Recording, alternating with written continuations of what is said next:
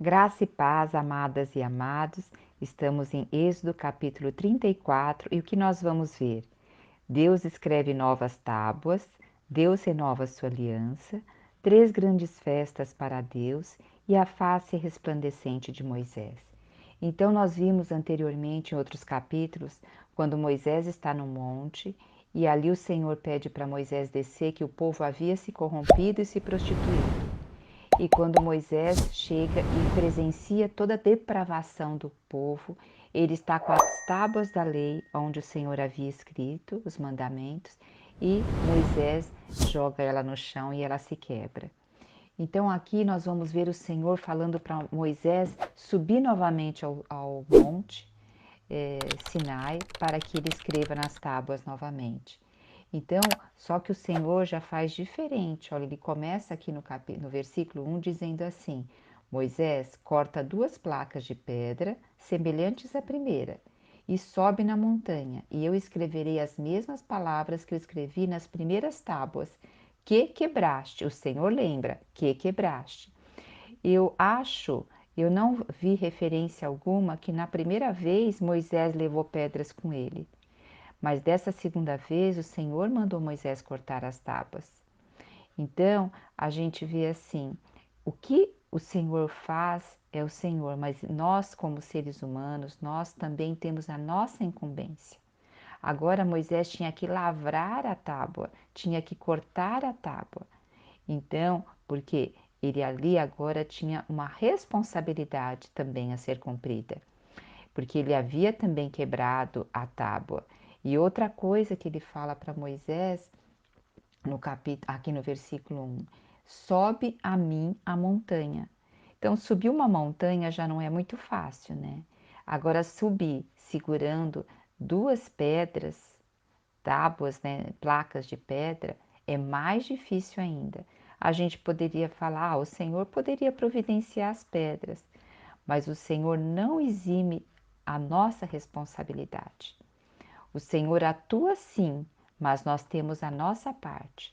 Nós podemos orar, Senhor nos ajuda a passar um exemplo, nós podemos orar para o Senhor, Senhor me ajuda a passar na prova, numa entrevista, mas o quanto nós estudamos para aquela prova, o quanto nós nos preparamos para aquele emprego. Então tem uma parte que é nossa. E aqui Moisés já não era mais jovenzinho, né? Moisés tinha mais de 80 anos. Então, a parte do vigor físico já não era tão jovem. Então, nós temos que ter clareza disso, né? O Senhor, ele é muito claro, até quando ele tem em Provérbios, fala assim, vai ter com a formiga o preguiçoso. Então, tem uma parte sempre que cabe a nós, né? E o Senhor orientou Moisés que logo pela manhã, ao romper da aurora, ele devia subir ao Monte Sinai, que ali o Senhor ia encontrar com ele. E o que nós vemos aqui? Que Moisés, logo antes de raiar o dia, o que ele fez? Ele subiu ao monte. Moisés era assim, Moisés era obediente. Moisés, o Senhor falava, ele obedecia, ele não retardava, não demorava para obedecer. Então Moisés cortou as placas como as primeiras e levantou de madrugada e subiu ao monte Sinai e levou nas mãos as placas, né? Então veja só, Moisés subiu e o que aconteceu? O Senhor desceu na nuvem, permaneceu ali com Moisés. Então, olha que interessante, Moisés subiu e o Senhor desceu. Então, muitas vezes nós precisamos subir ao Senhor. Vamos trazer para a nossa prática. Lembra que nós falamos o capítulo, acho que foi o capítulo anterior, nós falamos sobre a tenda do encontro. A nossa tenda do encontro, nosso momento com Deus é subir a Deus. É o momento que nós silenciamos tudo em nós e subimos ao Senhor. E ali o Senhor vai se revelando a nós. Então Moisés subiu e o Senhor desceu. Que coisa gloriosa! E outras coisas também. Nós vemos que Moisés, aqui o Senhor vai falar que Moisés tem que estar sozinho, que não podia ir ninguém ali com Moisés. Então, que ele tem que ficar, que não podia nem chegar nem uma ovelha, um boi, nada ali para pastar, porque tinha risco de morte. Então Moisés estava sozinho junto com o Senhor. Já teve momentos na sua vida, experiências na sua vida, por mais que as pessoas te amem, as pessoas que estão muito próximas de você, mas é você e Deus? Não tem como outra pessoa estar no seu lugar, sentindo o que você está sentindo.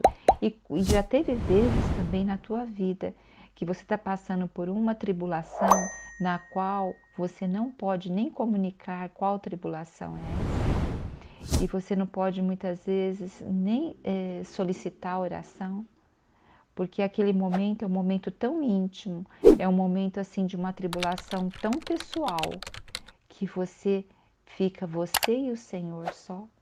Então o Senhor, ele vai nos levando a experiências aonde nós vamos realmente percebendo quem o Senhor é em nossa vida. E nós vemos aqui mais uma experiência, Moisés se aprofundando mais numa experiência com o Senhor, né?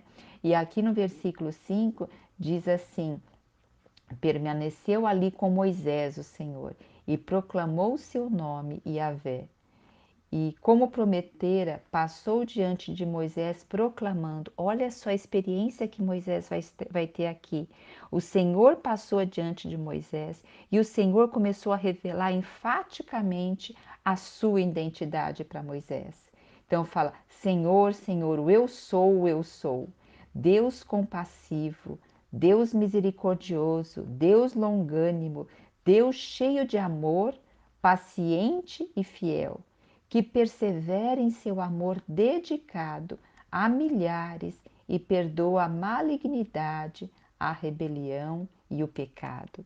Então, aqui Deus se revelando a Moisés, compassivo, que demonstra compaixão, que compartilha os sofrimentos alheios, misericordioso, alguém que perdoa pelo simples fato de da sua bondade, não que o outro mereça perdão. Longânimo, uma pessoa que tem paciência, é vagarosa em irar-se. E ele fala aqui que persevera em um amor dedicado, que insiste, que continua, que vai lá e fica obstinado por aquele amor, amor dedicado. E diz assim, que persevera em seu amor dedicado a milhares e perdoa a malignidade e a rebelião e o pecado. Aí o que estranha e o que assusta muitas vezes é o que vem logo em seguida. Contudo, não deixa de punir o culpado, castigar os filhos e os netos pelo pecado de seus pais, até a terceira e a quarta geração. Então, aqui, quando fala que não deixa de castigar os filhos e netos pelos pecados dos seus pais, veja, se o filho e os netos perdurarem, permanecerem no pecado do pai, todos serão punidos. Mas o filho vai ser punido porque ele permaneceu no pecado do pai. Então a origem foi lá o pecado do pai. Pois o filho e o neto, eles podem querer sair do pecado e eles podem mudar. Então, é interessante que vejamos o que? Deuteronômio 24, 16, diz assim: os pais jamais deverão ser mortos em lugar dos filhos, nem os filhos em lugar dos pais. Cada um cumprirá a sua pena e morrerá pelo seu próprio pecado. Então, aqui, olha, Deuteronômio, a gente já vê o Senhor deixando claro: os pais jamais deverão ser mortos em lugar dos filhos, nem os filhos em lugar dos pais, né? Cada um morrerá pelo seu pecado. E em Ezequiel, se vocês quiserem até ler Ezequiel 18 inteiro, é muito claro Ezequiel 18. Ele vai falar sobre a responsabilidade, ele vai falar a responsabilidade é pessoal, é o nome o título que dá para esse texto, né? E o versículo 2, na parte B, diz assim, ou melhor, versículo 2 diz assim: que tendes vós acerca da terra de Israel? Vocês proferem um provérbio, um ditado, dizendo: os pais comerão uvas verdes e os dentes dos filhos é que já se embotaram. Então ele está falando assim: por que vocês têm esse provérbio? Tão certo, Deus falando, tão certo como eu vivo, diz o Senhor Deus, jamais direis este provérbio em Israel. Eis que todas as vidas são minhas, como a vida do pai, como a vida do filho, e do filho é minha. A alma que pecar, essa sim morrerá. Então, esse capítulo vai deixando bem claro o que é a responsabilidade pessoal. Então, nós podemos ter vindo de um ambiente onde houve muita degradação, onde não houve temor a Deus. Mas depois nós vamos ter o livre-arbítrio de fazer escolhas de qual caminhos nós vamos seguir, né? E é interessante também que a gente observa aqui que o Senhor ele vai revelando a identidade dele, que ele é compassivo, misericordioso, longânimo, persevera no amor fiel. E aí depois, logo em seguida, vem esse outro versículo, que em questão de como punir um erro, né? Porque a gente sabe o que se planta, colhe, existe uma colheita do que se faz.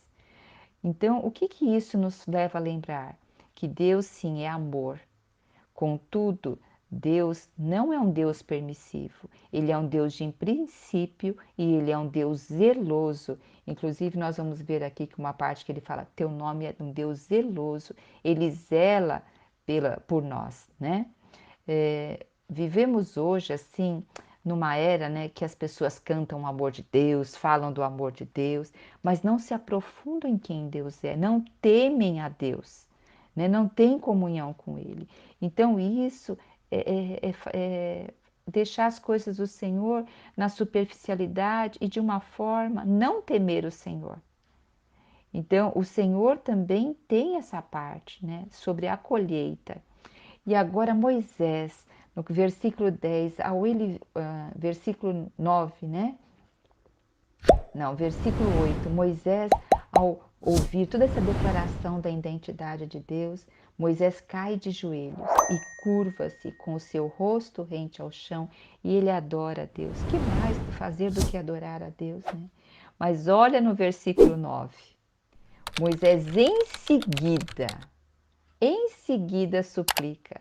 Moisés ali está realmente como intercessor do povo. Ele tem um objetivo claro, principal junto a Deus. E ele fala: Senhor, se agora encontrei graça diante dos teus olhos, eu te rogo que caminhes conosco. Lembra que o Senhor falou que ia um anjo, né? Mas aqui Moisés fala: caminhe conosco, ainda que esse povo ele seja teimoso, rebelde, insubmisso. Senhor, ainda que esse povo seja desse jeito, Senhor, caminha conosco, perdoa a nossa maldade e o nosso pecado e faze de nós a sua herança. Gente, olha só, faze de nós a sua herança. Eu acredito que todos vocês devem ter pessoas que vocês amam demais e que vocês oram para que essa pessoa, para que o Senhor abra o coração dessa pessoa e receba ele, mesmo ele sendo insubmisso, teimoso, rebelde. E eu também creio que vocês orem e falem: Senhor, perdoa a nossa maldade. Vocês se incluem nisso, porque Moisés aqui, ele fala assim: perdoa a maldade do povo. Não, Moisés fala: perdoa a nossa maldade, perdoa o nosso pecado. Então, porque nós somos realmente um coração corrupto, né? E nós, muitas vezes, até que estar com essas pessoas que amamos tanto, nós temos condutas inadequadas para ajudá-las a se aproximar de Deus, né? Então, aqui Moisés falando: perdoa a nossa maldade, o nosso pecado e faze nós a tua herança. E o Senhor realmente quer que todos nós sejamos a herança dele. Quantas vezes a gente ora: Senhor, perdoa o pecado de tal pessoa, mas perdoa junto o meu pecado. Senhor, nos faça herança sua. Que coisa gloriosa, né? E aqui nós vamos ver agora, Deus renova a sua aliança. Então, o Senhor agora está falando: e disse Deus a Moisés, né? Eis que eu estabeleço uma aliança, farei contigo, né? Não, eis que estabeleço uma aliança contigo, isso. Farei diante de todo o teu povo maravilhas tão extraordinárias. Então o Senhor está dizendo aqui, é como se o noivo, né? Ali tivesse rompido a sua aliança porque a sua noiva o havia rejeitado, porque o prostituiu. E agora o noivo está o quê? Reatando a sua aliança.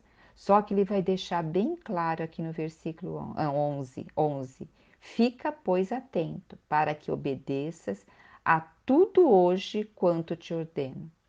O Senhor está falando aqui que ele vai expulsar diante deles todos os povos. Mas o povo vai ter o quê? Que não fazer aliança com esses moradores da terra. Porque se ele fizer aliança com esses moradores da terra, isso vai ser ciladas para eles. E eles vão o quê? Eles vão cair novamente na adoração de outros deuses. Eles vão se prostituir novamente com outros deuses. E aqui no versículo 14, o Senhor repete: olha, jamais adorarás nenhum outro Deus. E ele diz: porque o nome do Senhor é zeloso, é de fato um Deus que tem zelo. Então, o Senhor repete novamente: não faça aliança, não suceda em prostituir-se com deuses, não coma os alimentos sacrificados, não escolha esposas para os seus filhos que sejam de outros povos, porque isso vão ser cilada para vocês, é se colocar em julgo desigual. Então, o Senhor está nos alertando o tempo inteiro para a gente não colocar em julgo desigual. E para não se envolver com os negócios dessa terra. A gente sabe que o príncipe desse mundo é o inimigo, é Satanás. E a nossa pátria não está aqui nesse mundo, a nossa pátria é celestial. Então a gente tem que saber muito bem com quem nós andamos e aonde nós andamos. Ó Senhor Jesus, lembrar que nós nos tornamos tudo aquilo que amamos. Tudo aquilo que a gente valoriza, dá atenção, dá prioridade, nós nos tornamos aquilo. E olha que interessante, sabia que muitas pessoas, várias pessoas, a maioria dá muita atenção a determinadas dificuldades e problemas na vida. E aí a pessoa se torna amarga mediante aqueles problemas, porque ela vai. Não é que ela está amando aquele problema, ela quer que aquele problema se resolva, mas ela o quê? Ela foca naquilo. E ela focando naquilo, aquilo vira um Deus para ela. Por quê? Toma o coração dela. Então, tudo que toma o nosso coração, a nossa mente vai girar em torno disso. O nosso coração vai girar em torno disso. A nossa vida vai girar em torno disso. Então, isso é uma forma também o que? De se desviar dos caminhos do Senhor. Oh, que nós possamos ter um coração sensível a tudo isso e perceber tudo isso, né? Agora nós vamos ver aqui as 3 grandes festas para Deus, lembrando que nós já vimos isso em Êxodo 23. Porém, aqui está dando algumas pinceladas e sempre o Senhor vai acrescentando uma coisa a mais, né? E no versículo 18, o Senhor lembra para eles guardarás a festa dos pães sem fermentos, que eles têm que ficar 7 dias sem comer o pão com fermento, e eles vão lembrar o mês de Abibe. O mês de Abibe, vocês lembram que foi quando o povo saiu do Egito? Então, foi o início de uma nova história para eles. Foi o início, eles foram libertos, eles eram escravos e foram libertos. Então, aqui tirando o fermento, tudo o fermento representa o pecado, representa a escravidão do pecado. E depois no versículo 19 diz também que o primeiro que nascer do macho, das crias, dos rebanhos, dos bezerros, eles devem o quê? Pertencem ao Senhor. Então todos devem ser o quê? Resgatados, né? Então o primeiro que rompe o ventre me pertence, diz o Senhor. E depois fala sobre quando aqui é o primeiro me pertence, quer dizer o quê? Que o primeiro deve ser dado ao Senhor. Agora ele vai também falar sobre o jumento que nascer. Como o jumento ele vinha uma cria de cada vez, era um animal importante para eles, ele podia ser resgatado, o jumento. A gente já até falou isso lá quando a gente falou Êxodo 23. Agora aqui o Senhor ressalta também no finalzinho do versículo 20 que ninguém comparecerá perante mim de mãos vazias. Isso é muito significativo. Mãos vazias faz alusão ao quê? que eu não tenho e que eu desejo receber. E quer dizer, eu nunca tenho nada, né? Muitas vezes sempre com as mãos vazias. Inclusive, nós já vimos que até aqueles que tinham poucas posses poderiam oferecer o quê? Um punhado de flor de farinha. Hoje, assim, a gente percebe que as pessoas tendem a pedir muitas coisas ao Senhor, a ouvir a palavra de Deus passivamente, muitas vezes não conhece a palavra do Senhor, né?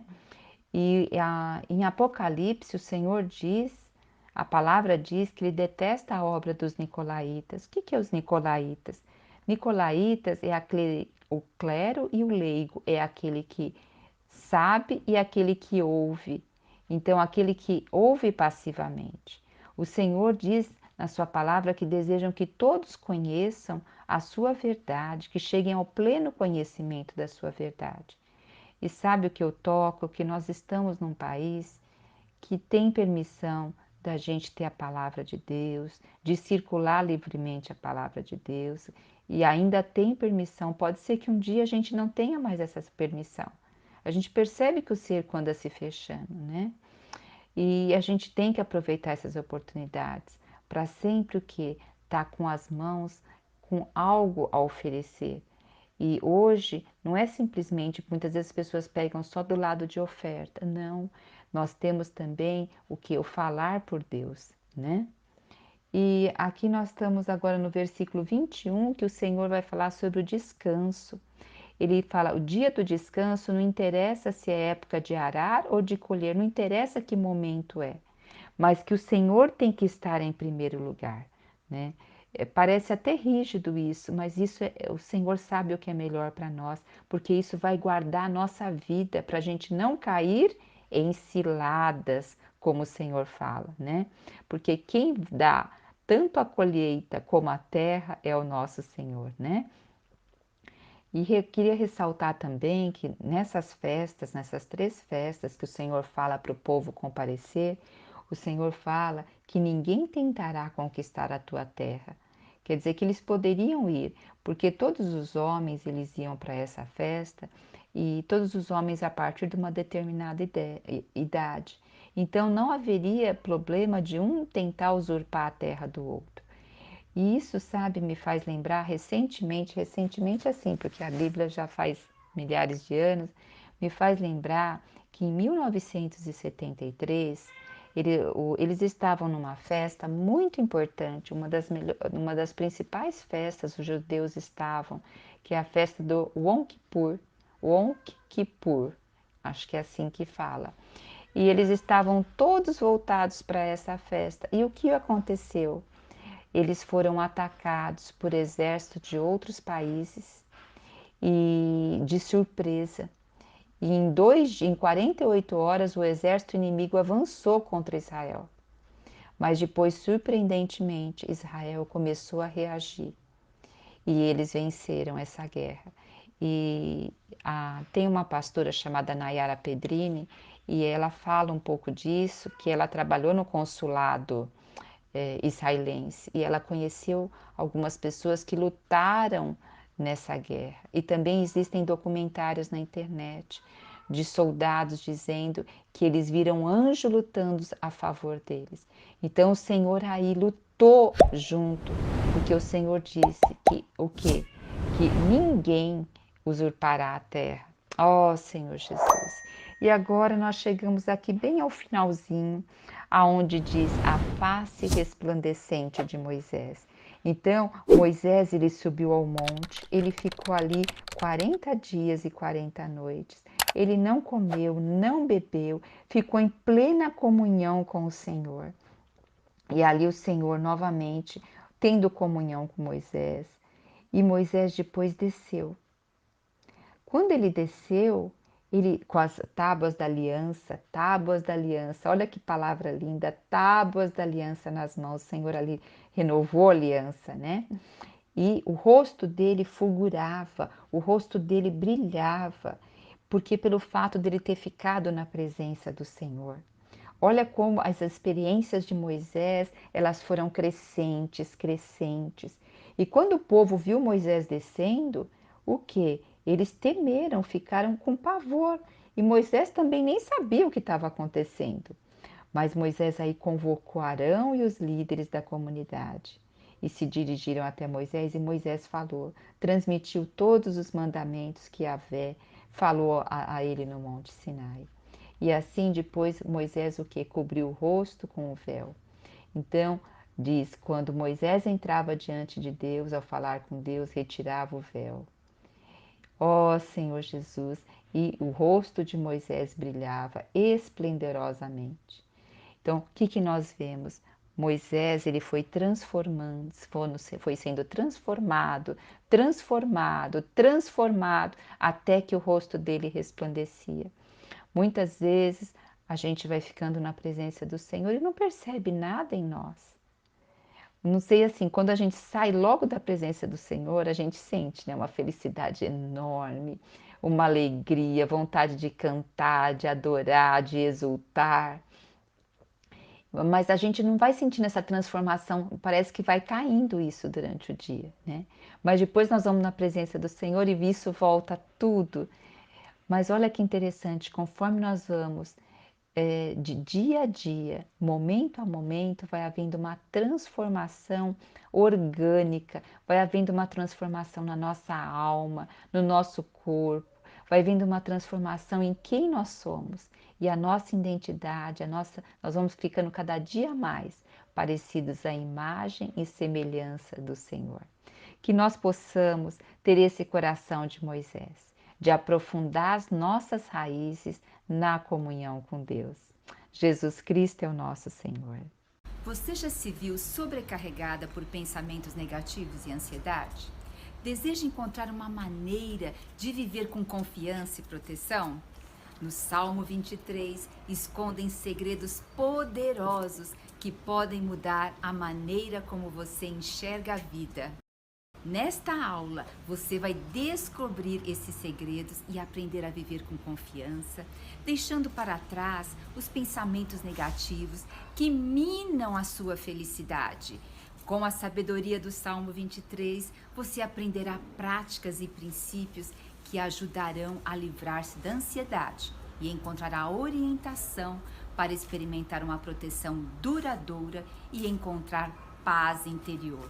Comece a transformar sua vida hoje mesmo. Entre no grupo para acessar a aula gratuitamente e venha descobrir a verdadeira confiança e proteção que você merece.